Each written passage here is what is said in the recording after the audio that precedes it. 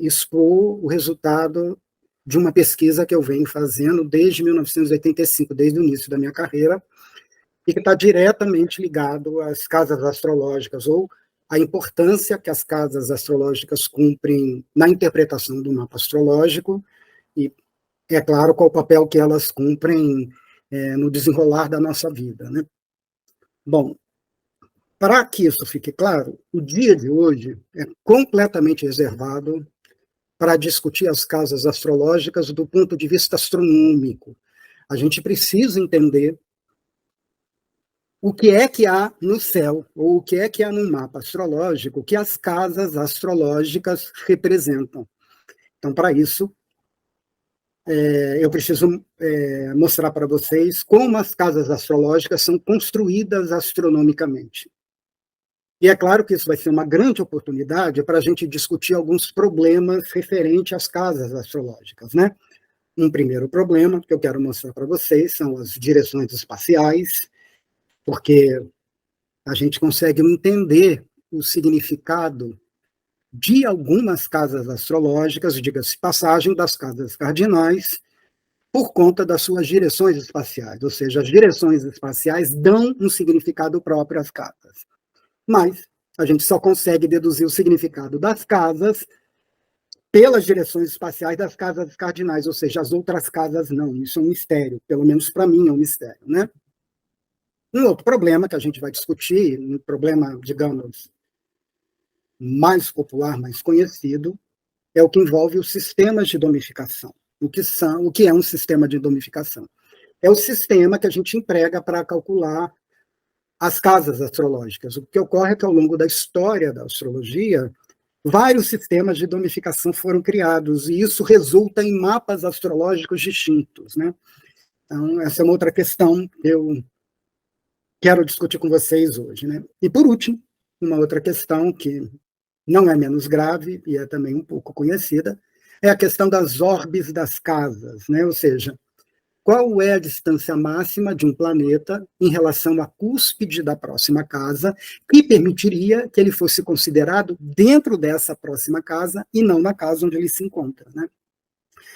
Todos esses problemas, como vocês vão perceber, são problemas matemáticos astronômicos que colocam em questão algumas coisas graves do mapa astrológico e das casas astrológicas propriamente, que é a posição de um planeta numa casa final, em que casa o planeta se encontra, né? Então, tudo isso é muito importante de ser compreendido para entender o que é que eu propus com a minha pesquisa para, vamos dizer assim, resolver esses problemas, ou passar por cima desses problemas, ou encontrar uma solução que prescinda de cálculos matemáticos, né? Inclusive porque eu não sou matemático e não sou astrônomo, eu sou astrólogo, então eu tenho que contar com aquilo que a minha formação me deu, né? Então, para começar a aula propriamente de hoje, a primeira coisa que eu preciso mostrar para vocês é o que é um mapa astrológico, né? E eu estou imaginando que muitos aqui presentes são astrólogos profissionais, já trabalham com atendimento astrológico, como também tem outros que, muito embora já tenham alguma leitura de astrologia, ainda não praticam com frequência, não consultam, e provavelmente também tem pessoas que não têm um conhecimento claro da terminologia e dos símbolos astrológicos, né? Então, assim, os alunos aqui têm uma formação variada. E por isso que eu vou partir do básico, né? E partindo do básico, eu vou cada vez tornando o assunto mais complexo. Se algum de vocês tiver alguma dúvida, pouco importa qual seja a formação, então vocês anotem essa dúvida aí, porque, como eu disse, quando eu fizer um intervalinho, a gente vai passar essas dúvidas a limpo, né?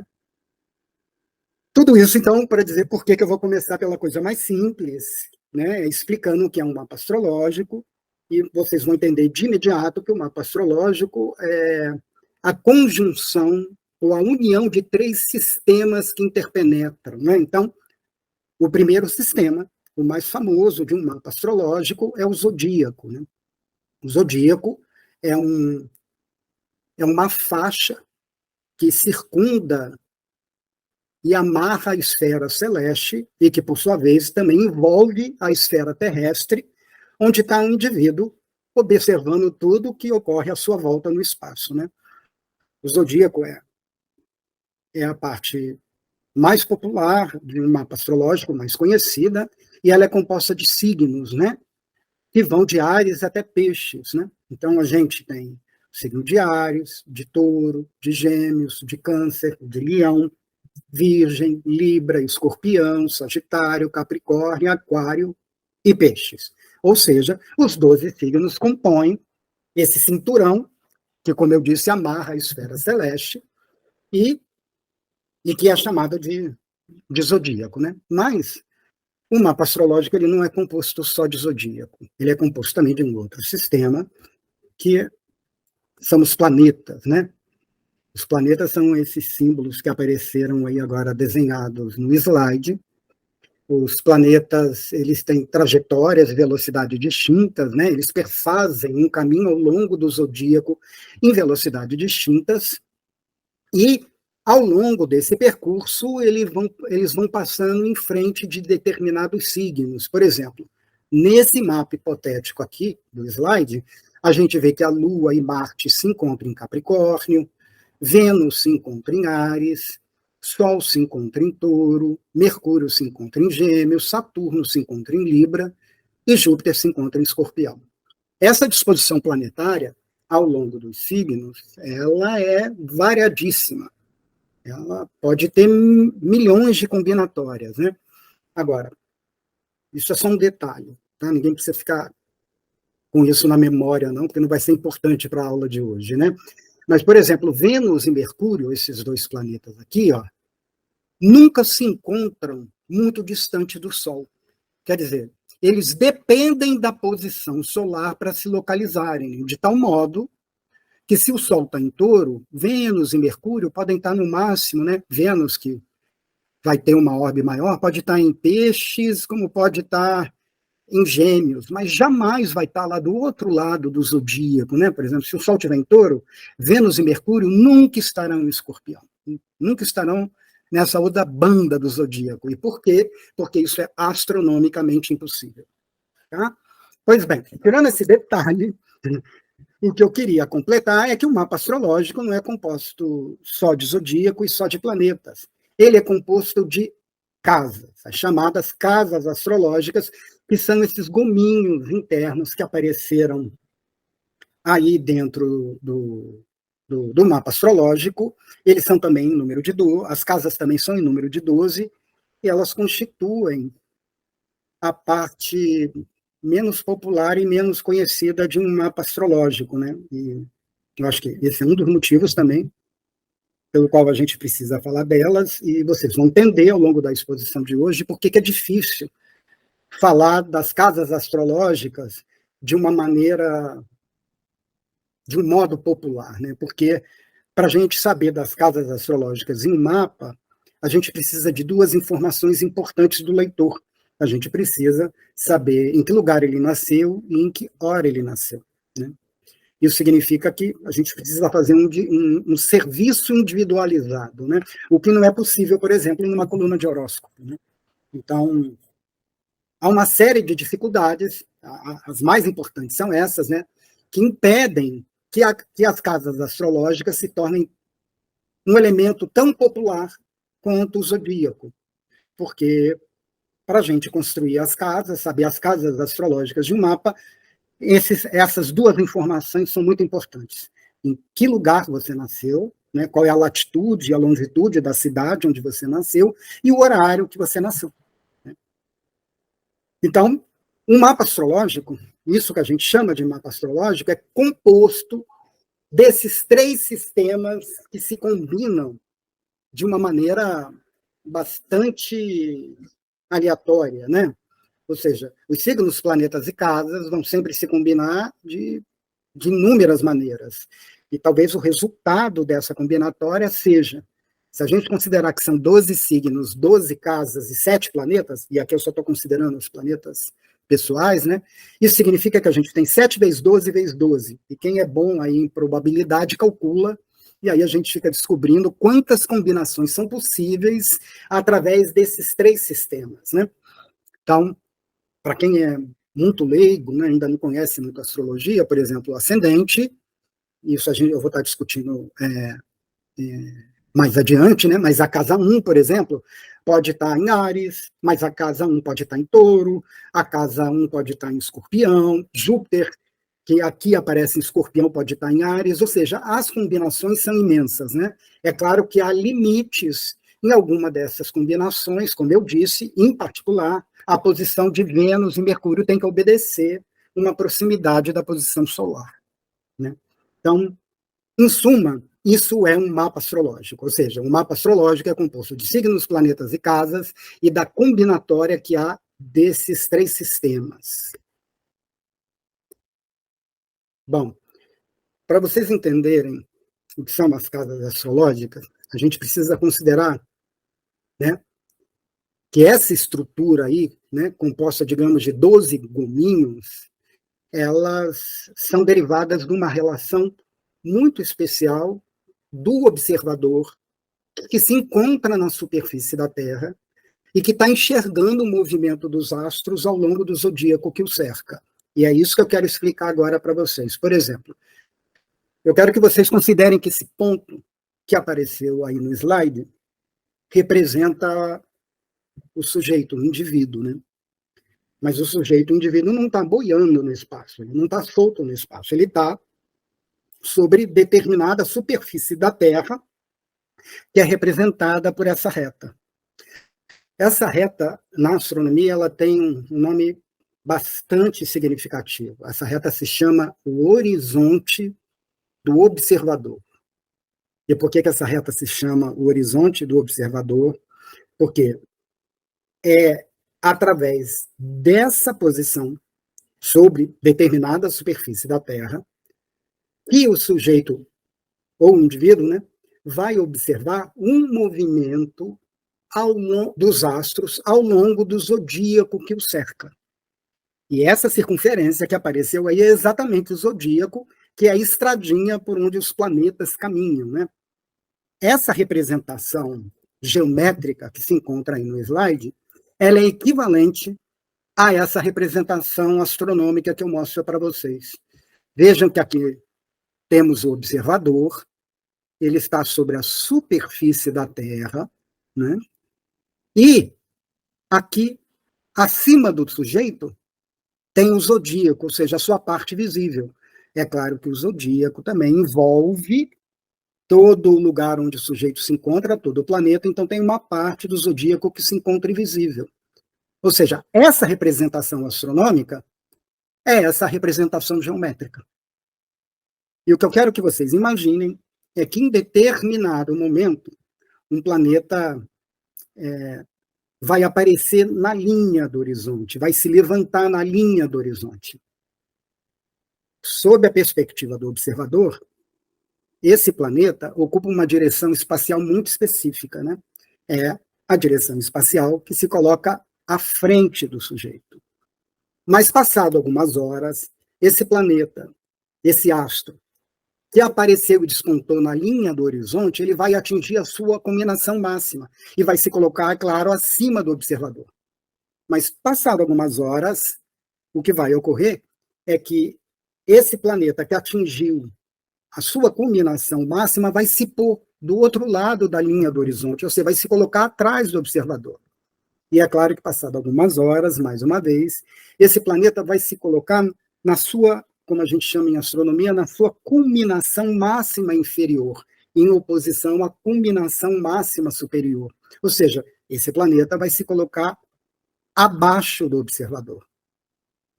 Essas 4 direções espaciais, frente, acima, atrás e abaixo, elas são muito importantes, porque elas designam as cúspides das casas astrológicas mais importantes de um mapa.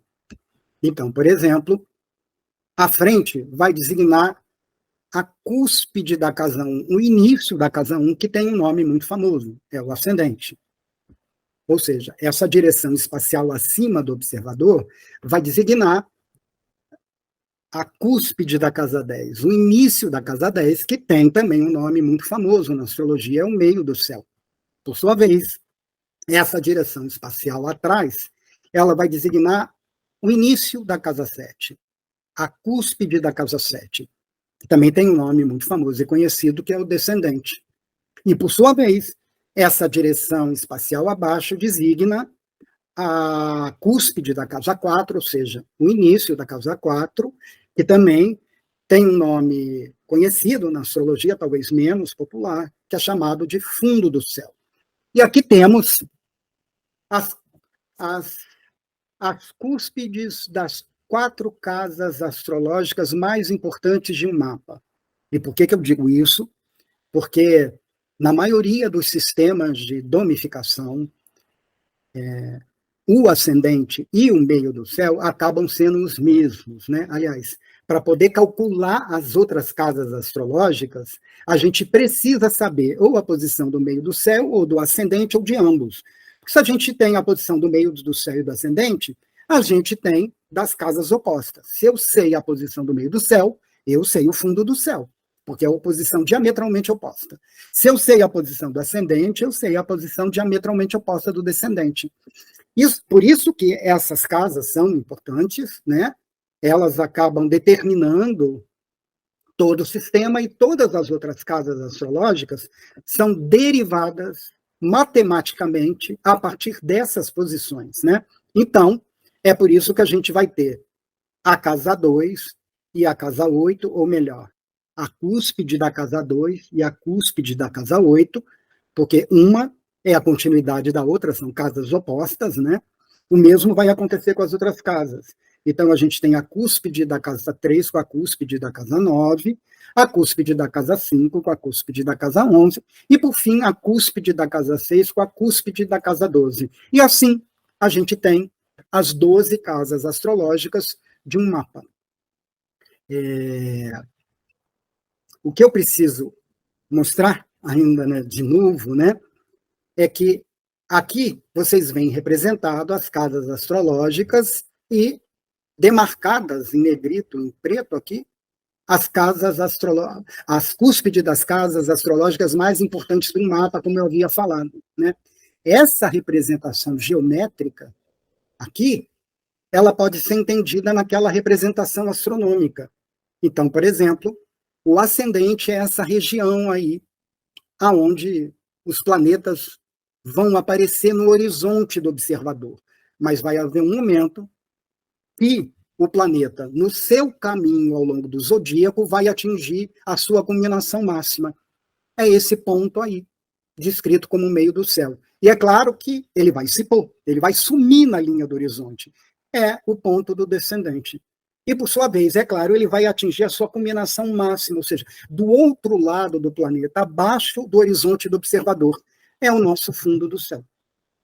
Essa representação astronômica é essa representação geométrica que o mapa astrológico procura descrever. O que eu quero aqui agora que vocês considerem, né, de novo, é claro, as 4 casas astrológicas mais importantes de um mapa, porque todas as outras são derivadas dela, tanto matematicamente quanto astronomicamente. E na história da astrologia, a gente vai ver que essas casas, elas tinham um papel fundamental, né? Nada era feito sem considerar essa região aonde o planeta nasce e ascende, é por isso que essa região se chama ascendente, como também nada é feito sem considerar essa região de culminação máxima que o planeta atinge, que é o nosso meio do céu, né? Pois bem, o que eu quero que vocês imaginem agora, isso é muito importante, hein, gente? Vamos prestar atenção agora, fazer um esforço. Quero que vocês imaginem que agora esse planeta que está ascendendo na linha do horizonte, à frente do observador, é o Sol. E aí eu vou explicar o que eu expliquei para a Marcela, né? Que numa região tropical como a nossa, e até mesmo próxima do Equador ou no Equador, porque o Equador cruza o Brasil lá no norte, a gente não pode esquecer disso, né? Ou seja, quando o Sol nasce nessas latitudes, isso se dá em torno de 6 horas da manhã, não é? É próximo das 6 horas da manhã, que aqui no Brasil a gente vê o planeta aparecendo, surgindo na linha do horizonte. O que isso significa? Que quando o Sol aparece em torno das 6 horas da manhã, numa latitude equatorial ou tropical como a nossa, o que ocorre sempre em torno das 6 horas da manhã, isso significa que esse Sol ele se encontra no ascendente ou na cúspide da casa 1. Ou seja, todo mundo que nasce às 6 horas da manhã, numa latitude equatorial ou tropical, tem um Sol no ascendente ou na cúspide da casa 1, ou, dito de outro modo, tem um Sol ou na casa 1 ou na casa anterior, que é a casa 12, mas não tem o Sol em nenhuma das outras 10 casas, porque isso é astronomicamente impossível. Então, se você vira para um astrólogo e fala assim, eu nasci às 6 horas da manhã, ele vai falar, então você tem um Sol no ascendente, tem um Sol na casa 1, aí você vai falar, como é que você adivinhou isso? O astrólogo não adivinhou. É um astrólogo que tem uma boa formação em mecânica celeste, e ele sabe que, se você nasceu no Brasil, numa região equatorial ou tropical, o Sol está exatamente numa região que corresponde ao ascendente ou à casa 1. É claro que o planeta, e agora vamos considerar que é o Sol, vai atingir a sua culminação máxima lá perto do meio-dia, como acontece no Brasil, né? Ou seja, isso significa que todo mundo que nasceu perto do meio-dia, e vamos considerar as tais das regiões, né, as latitudes, tá? Porque tem exceções que podem quebrar essa regra, tá? Mas, se o indivíduo nasceu perto do meio-dia, numa latitude equatorial e tropical como a nossa, o que a gente pode dizer? Que o indivíduo tem Sol na 10. Então, eu que pergunto aqui a vocês se alguém nasceu próximo do meio-dia, ou se algum parente de vocês nasceu próximo do meio-dia, porque se assim for, essa pessoa só pode ter ou Sol no final da 9, ou Sol no início da 10, ou próximo da cúspide da casa 10, né? E é claro que a gente vai ver isso com todos os outros casos, né? Vamos lá. Se a pessoa nasceu às 18 horas, que é quando o Sol se põe, isso significa que o Sol está no descendente, no início da casa 7, ou seja, ou está no início da casa 7 ou está no finalzinho da casa 6, que é a casa que antecede a casa 7. E aí, é claro, o mesmo vai acontecer se a gente considerar o Sol na sua culminação inferior. Né? Isso ocorre quando o Sol está lá do outro lado do planeta às 24 horas. Né? Nesse caso, então, se o sujeito nasceu perto da meia-noite, então ele só pode ter o Sol na cúspide da casa 4 ou na casa 4. Né? Não há outra alternativa. Ele pode ter, vamos dizer melhor, ele só pode ter planeta dentro da casa 4 ou no finalzinho da casa 3, considerando as questões de latitude que eu comentei. Ou seja, se a gente sabe o horário de nascimento, a gente sabe onde o Sol está posicionado em relação ao observador que está na superfície da Terra. E se a gente sabe isso, a gente sabe em que casa o Sol está. O que isso significa? Isso significa que se a gente não sabe a hora de nascimento, a gente não sabe onde está planeta nenhum, a gente não sabe onde tem casa nenhuma. O horário é fundamental, porque é o horário que vai localizar o sujeito dentro do espaço que o cerca.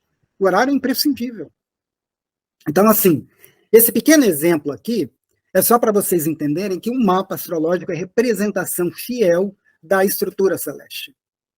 E é claro, né, se eu pudesse completar isso, o que eu diria é que se a pessoa nasceu, por exemplo, às 8 horas da manhã, isso significa que muito provavelmente ela tem o Sol na casa 11, porque aqui é a casa 12. Vamos lá. Opa, perdão. Deixa eu encontrar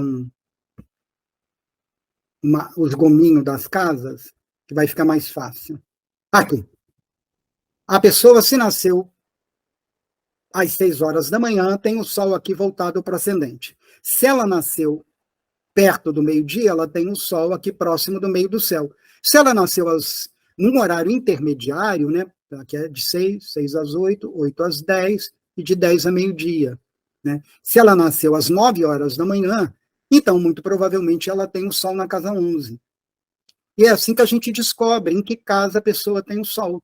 Né? Se a pessoa nasceu às 2 da tarde, por exemplo, aqui é o meio-dia, aqui é às 2, aqui é às 4 e aqui é às 18 horas. Se ela nasceu às 2 horas, provavelmente ela tem um Sol aqui da 8 para 9. E é assim que a gente descobre em que casa o Sol se encontra. E é aí que a gente descobre a importância do horário de nascimento. Porque sem o horário, a gente não sabe aonde está o Sol no zodíaco que o cerca. É como se o sujeito tivesse perdido dentro do cosmos. Ou seja, ele não está localizado. Para a gente localizar o sujeito, a gente precisa de sobremaneira do horário de nascimento e a latitude, a cidade onde ele nasceu. Veja só, o ascendente e a casa 1, que é a cúspide da casa 1, é determinado por essa direção espacial, à frente, né? Aquilo que se coloca à frente do observador. E é muito interessante que essa direção espacial, à frente, né, venha designar a cúspide da casa 1, porque a casa 1 tem como um dos seus sentidos a aparência do sujeito. E o filósofo William Marias, quando ele vai discutir a máscara, quando ele vai falar do significado filosófico da máscara, ele vai lembrar que o termo que os gregos utilizavam para falar de máscara era prosopon, mas que prosopon era também empregado para falar, por exemplo, da cara do sol, da face da lua, da fachada de um prédio. E aí ele conclui que prosopon é a parte frontal do nosso corpo, que é o rosto. E que o rosto ele tem um fenômeno muito curioso, porque é através do rosto que a gente passa uma imagem, através da qual a gente mostra quem a gente é, ou uma imagem que mascara a nossa verdadeira identidade.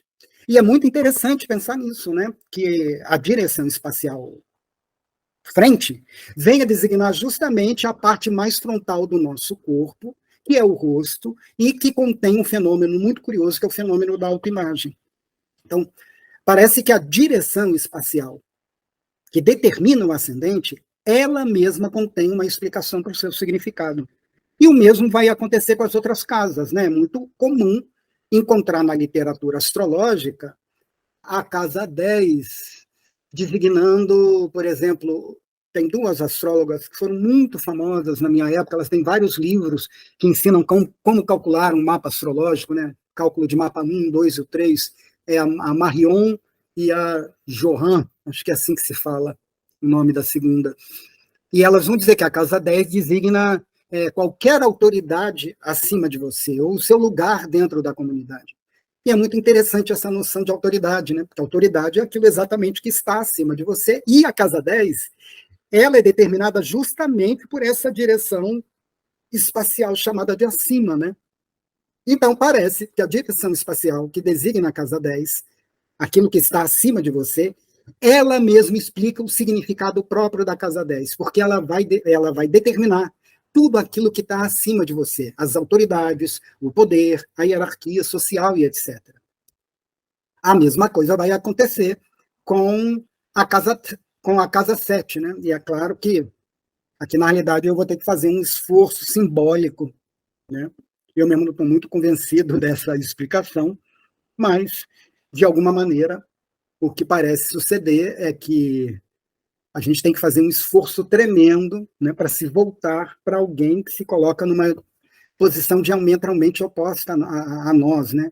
Isso que se coloca numa posição diametralmente oposta a nós, quase atrás, é o outro, né? Então, o outro parece ser essa experiência que nos coloca numa posição que sempre faz a gente se perguntar: devo me aproximar desse outro ou devo me afastar desse outro, né?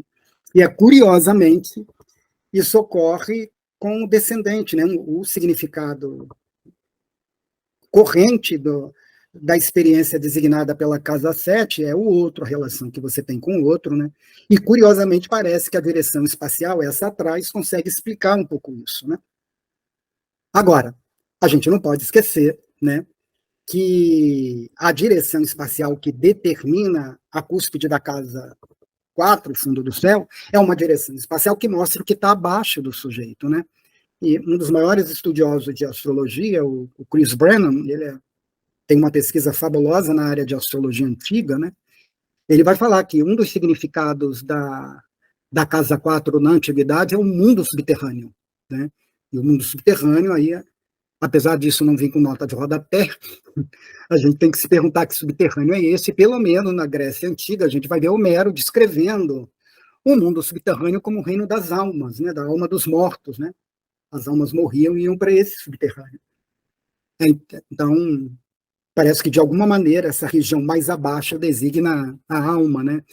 O Brennan ainda vai falar que, por vezes, a casa 4 vai designar a fundação da felicidade. Isso é muito interessante, né? Porque se a gente puder tomar a casa 4 como o reino da alma e o reino da felicidade, a base e a fundação da felicidade, a gente consegue explicar vários sentidos que a casa 4 tem, né? Ela é a alma, é a casa da alma, é o reino da alma que deseja, que busca felicidade, que é movida por sentimentos, e é claro que esse desejo é aquele que vai ser o responsável por criar a primeira célula social, né? Vai ser o responsável pela criação da família. Então, assim, o que eu estou querendo dizer com tudo isso? Estou querendo dizer que a direção espacial abaixo, ela mesma parece explicar tudo aquilo que se encontra mais abaixo e mais dentro do interior do sujeito, né?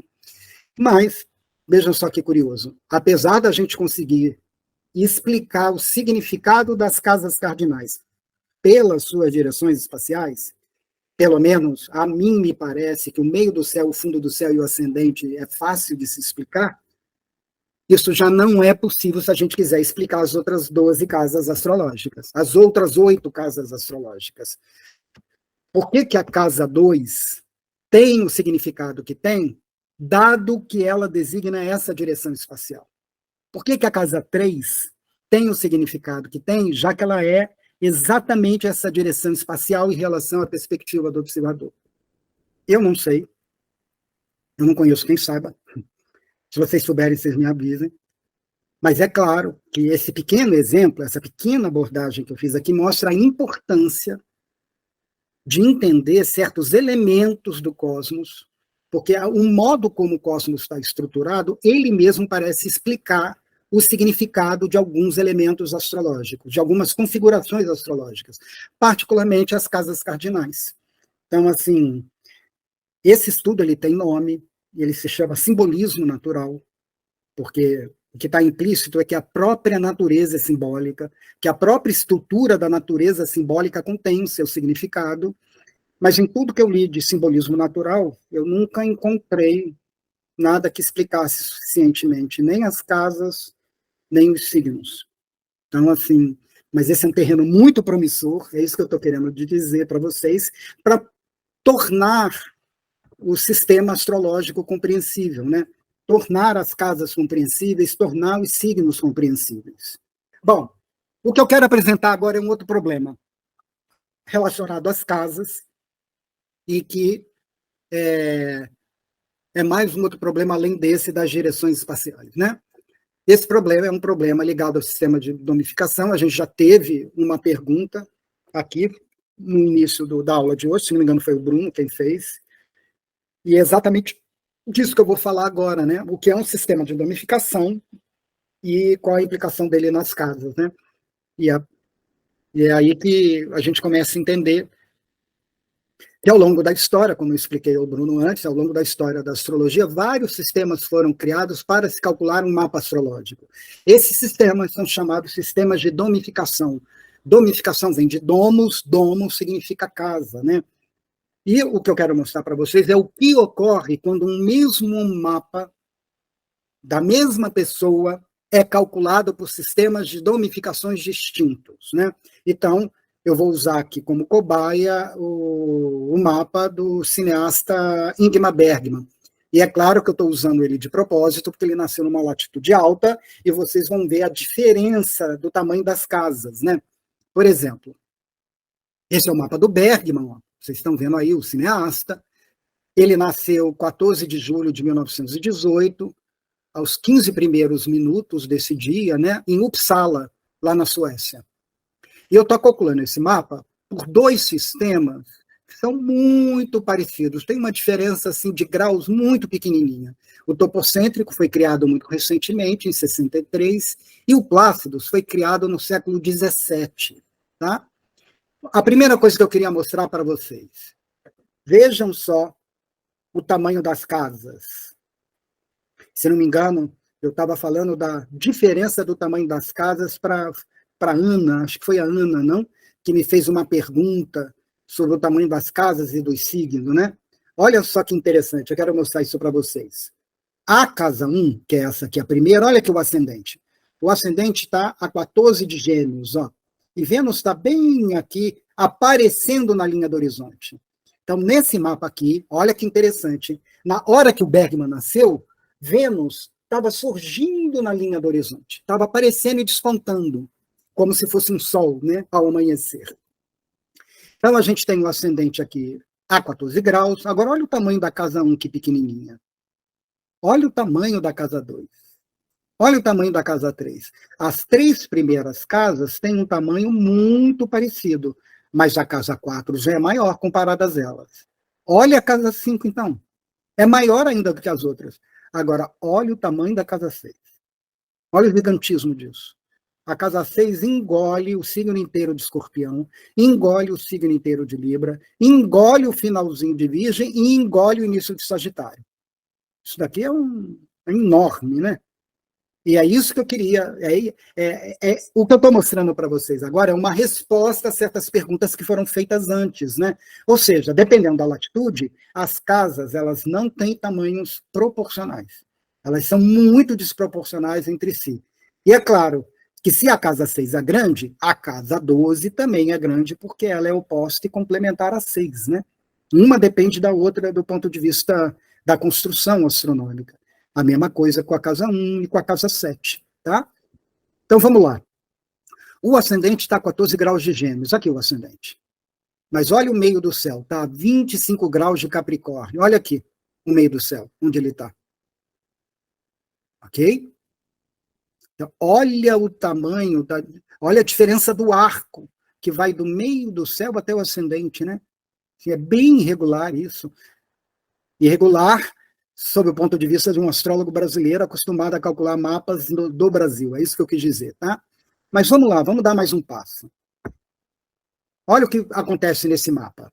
Vênus está dentro da casa 1, Júpiter está dentro da casa 2, Sol está dentro da casa 3, Mercúrio está aqui dentro da casa 4, Saturno está dentro da casa 5, Lua e Marte está dentro da casa 6.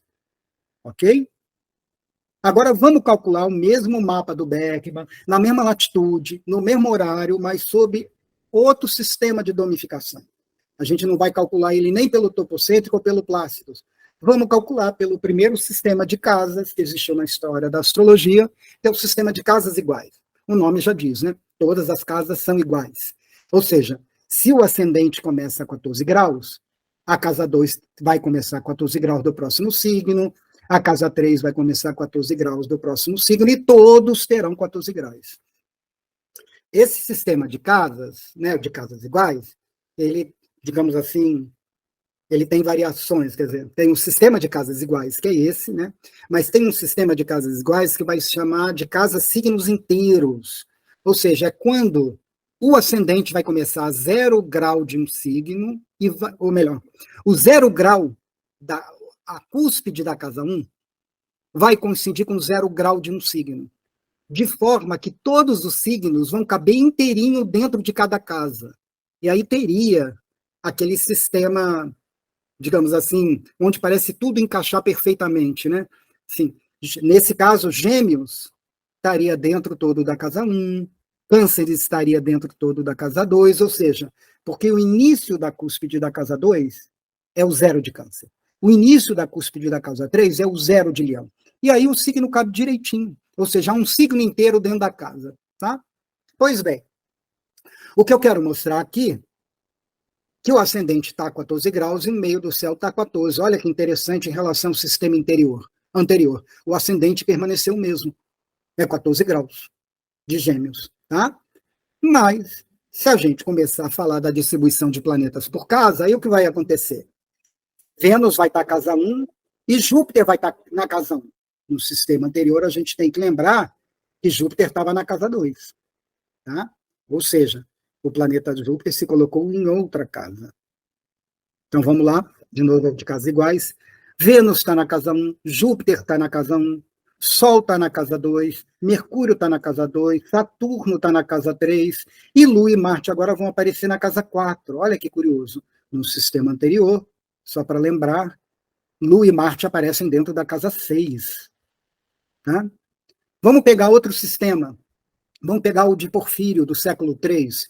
Olha só, o ascendente permanece a 14 graus e o meio do céu permanece a 25 de Capricórnio, se comparado ao os dois primeiros sistemas que eu mostrei para vocês, que é o topocêntrico e o plácido, né? Mas os planetas vão acabar mudando de casa sobre esse sistema. O que a gente tem Vênus na casa 1, Júpiter na casa 2, o Sol vai para 3, o Mercúrio vai para a casa 4, agora junto com Saturno aqui, e Lua e Marte vão para a casa 5. Apesar do meio do céu e o ascendente permanecerem mesmos, veja só o que muda. A posição de planeta por casas. E vamos pegar o de Campano, do século 13, né? E olhem para esse mapa. A primeira coisa assim que salta aos olhos. Olhe o tamanho da casa 2, da casa 3, da casa 4. Olha como elas são pequenininhas.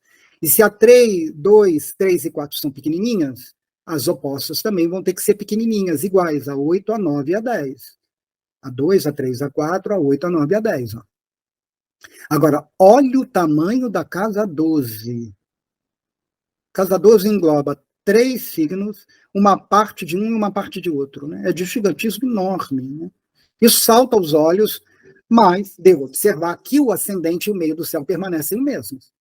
Ascendente a 14 de Gêmeos e meio do céu a 25 de Capricórnio. Vamos lá, posição de planeta por casa. Vênus fica dentro da casa 1, Júpiter dentro da casa 1, Sol agora fica sendo a posição ambígua, né, da casa 2 para a casa 3. Mercúrio fica agora já dentro da casa 5, não é mais dentro da casa 4. Saturno fica na situação limite da casa 5 para a casa 6. E olha Lua e Marte dentro da casa 6, dentro da casa gigante. Vamos pegar outro sistema, o de Morinhos. Olha que interessante quando se calcula o mapa do Bergman sobre o sistema. As casas ficam proporcionais entre si. Todas elas têm um tamanho que parece igual, né? Muito próximo. Mas olha o que acontece, o ascendente e o meio do céu mudam. Agora o ascendente foi para 25 graus de Áries e o meio do céu a 29 de Capricórnio. Vamos ver a posição de planeta por casa? Bom, agora ninguém está na casa 1, né? Olha que assustador. Porque, claro, mudou o ascendente, mudou o meio do céu, vai mudar, claro, a posição de Vênus, que está sempre em Gêmeos, né? Então, Vênus vai para a casa 2, Júpiter vai para a casa 3 junto com o Sol, Mercúrio e Saturno vai para a casa 4, Lua vai para essa divisão da casa 5 para a casa 6, e olha, agora Marte figura sozinho na casa 6.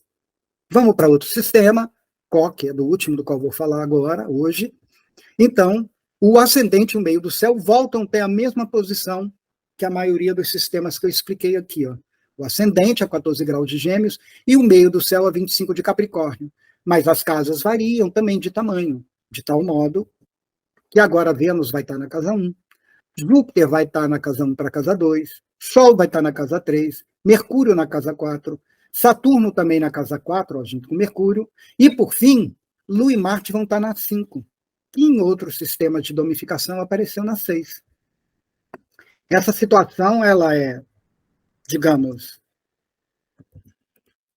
no mínimo problemática, porque leva a gente a se perguntar, afinal, em que casa um planeta se encontra?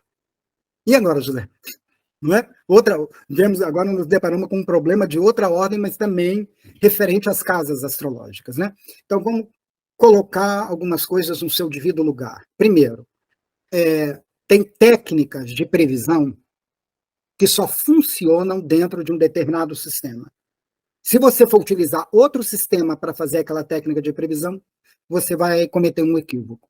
Então, é muito importante conhecer essas técnicas antigas, porque elas só vão ser válidas naquele sistema que foi criado naquela época. Tá? Agora, é claro, que quando o que está em jogo é a análise da personalidade do sujeito, o mapa natal, isso levanta questões graves, né? Porque se você calcular o mapa do Bergman por um sistema, o Vênus está na 1. Mas por outro, o Vênus está na 2. E por outro, o Vênus pode estar na 4. E aí você vai falar, e agora? O que eu faço com isso? Qual é o caso do Bergman? Não é? Como é que eu vou ler um mapa se os sistemas estão diferentes? Então, esse é um outro problema. Tá entendendo? Esse, na realidade, é um problema que sempre me tocou muito próximo, né? Particularmente para esse problema que eu estou querendo propor uma resposta. A minha pesquisa é uma tentativa de responder a esse problema e eu vou falar disso daqui a um pouquinho, né? Eu penso assim, que se o planeta está na casa 1, o indivíduo teria que ter o comportamento A.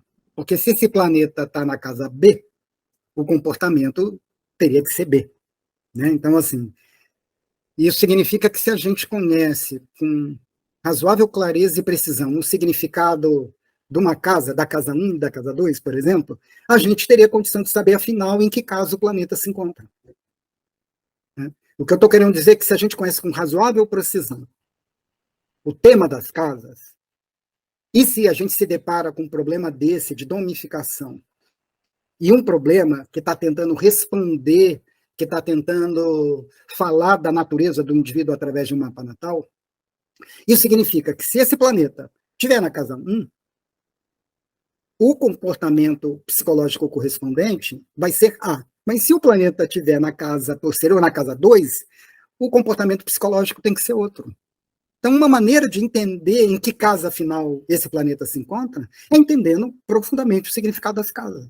Porque se você entende o significado das casas, entende que aquele indivíduo tem um comportamento que é típico de casa 2, isso significa que o planeta não pode estar na casa 1.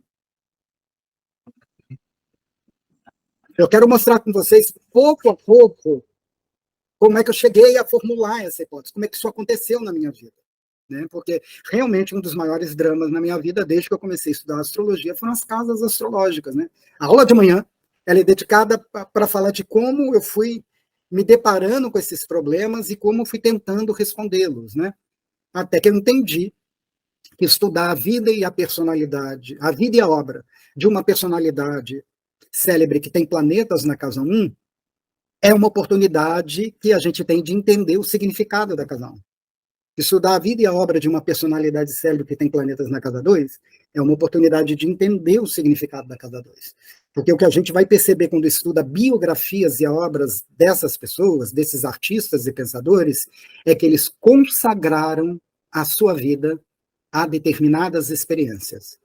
E essas experiências às quais eles consagraram a própria vida correspondem às experiências designadas pelas casas que se encontram ocupadas pelos planetas pessoais.